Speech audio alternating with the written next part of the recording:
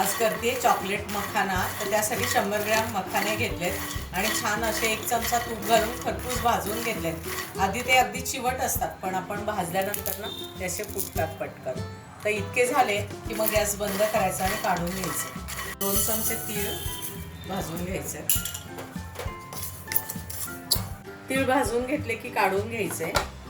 त्या कढईमध्ये पाणी टाकले 1-2 ग्लासभर आणि इथे मी एक डार्क चॉकलेट घेतलंय जे 70% डार्क आहे आणि 75 ग्रॅम आहे.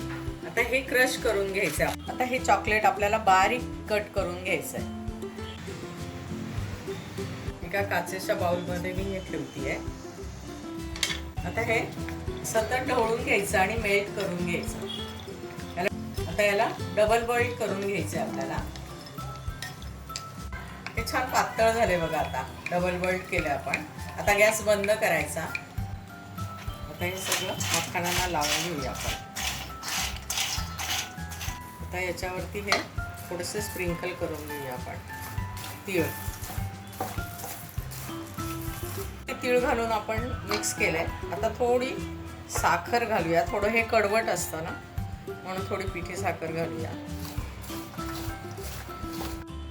यावेळच्या संक्रांतीला मी मुलांना हे असे तीळ टाकून चॉकलेट मखाने बनवलेले आहेत.